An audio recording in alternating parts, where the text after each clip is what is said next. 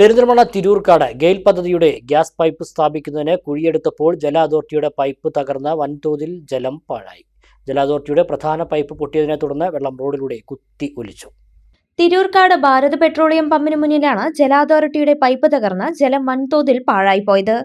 Indian Oil Adani Gas Private Limited കമ്പനിക്ക് കീഴിലെ ഗെയിൽ പദ്ധതിയുടെ പൈപ്പ് സ്ഥാപിക്കുന്നതിന് കുഴിയെടുത്തപ്പോഴാണ് ജല അതോറിറ്റിയുടെ പ്രധാന പൈപ്പ് ലൈനിൽ പൊട്ടലുണ്ടായത്.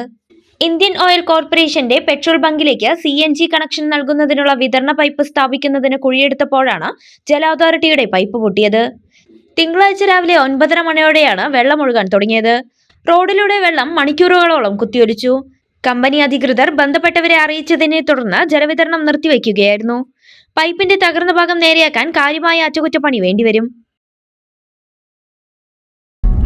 വിരലിന്റെ കാര്യത്തിലാണേലും യാത്രയുടെ കാര്യത്തിലാണേലും രണ്ടും മുറിഞ്ഞു പോകാതെ തുന്നിച്ചേർത്തത് കിംസ് അൽ ഷിഫയിലെ ഹാൻഡ് ആൻഡ് റിസ്റ്റ് സെന്ററാണ്. Hand and wrist centre, KIMS Al Shifa hospital, Perinthalmanna.